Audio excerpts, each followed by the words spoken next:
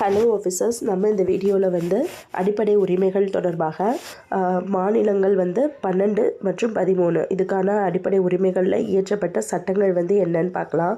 So நமக்கு தெரியும், அடிப்படை உரிமைகளுடைய பகுதி வந்து 14 to 18, அப்புறம் வந்து மொத்தம் வந்து 12லேருந்து 31 வரைக்கும் அடிப்படை உரிமைகள் வந்து இருக்குதுன்னு பார்த்துருப்போமா. அதில் நம்ம 14லேருந்து 31 வரைக்கும் வந்து புக்லேயே என்னென்னன்றது கிளியராக கொடுத்துருப்பாங்க. இப்போ நம்ம பார்க்குறது வந்து 12வது பகுதி என்ன சொல்லுது, அதுக்கப்புறம் அட்டவணை பிரிவு 13 அது என்ன சொல்லுது அப்படின்றத தான் பார்க்கலாம். ஸோ ஃபஸ்ட்டு வந்து 12ன்னு பார்த்தீங்கன்னா, அடிப்படை உரிமைகளில் மாநிலம் அப்படின்றத வந்து எக்ஸ்பேண்ட் பண்ணுறது தான் வந்து 12.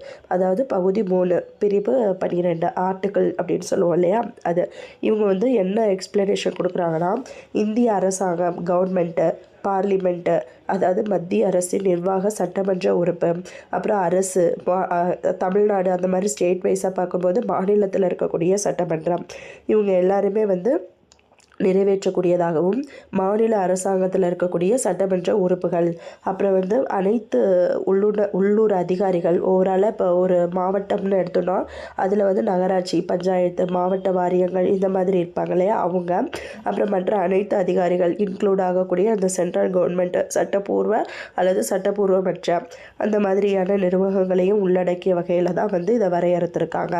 ஏஜென்சின்னு பார்த்திங்கன்னா, நம்ம எல்ஐசியோடைய அந்த இதுவும், அப்புறம் சுப்ரீம் கோர்ட்டின் படி தனியார் அமைப்பு அல்லது அரசின் கருவியாக செயல்படும் கூடிய நிறுவனம், இது எல்லாமே வந்து ஆர்டிக்கிள் 12க்கு கீழே தான் மாநிலம் அப்படின்ற பொருளுக்குள்ளக்க வரும்.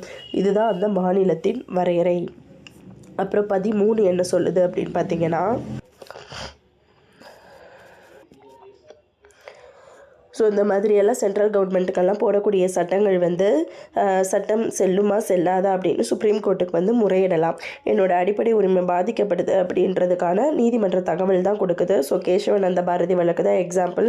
இதுக்கு உச்ச நீதிமன்றம் வந்து என்ன சொல்லினா, அடிப்படை கட்டமைப்பை மாற்றாமல் நீங்கள் கொடுங்க அப்படின்னு சொல்லி தீர்ப்பு கொடுத்துருப்பாங்க. இதுதான் இதோடைய கேசவானந்த பாரதி வழக்கெல்லாம் என்ன சொல்லியிருப்பாங்கன்னா, அடிப்படை உரிமை வந்து ஒரு பகுதி அப்படின்னு சொன்னது preamble case 1960 Berubari union case. So இதில் வந்து என்ன சொல்லியிருப்பாங்கன்னா, அடிப்படை உரிமையில் கட்டமைப்பை மாற்றாமல் நீங்கள் கொடுங்கப்பா அப்படின்னு சொல்லியிருப்பாங்க. இது ஒரு அரசியலமைப்பு திருத்தம் பண்ணுவாங்களான்னு கேட்டால் திருத்தப்படாத ஒரு சட்டம் கிடையாது, அரசியலமைப்பு திருத்தக்கூடிய ஒரு சட்டம் கிடையாது அப்படின்றத கிளியராக வச்சுக்கோங்க.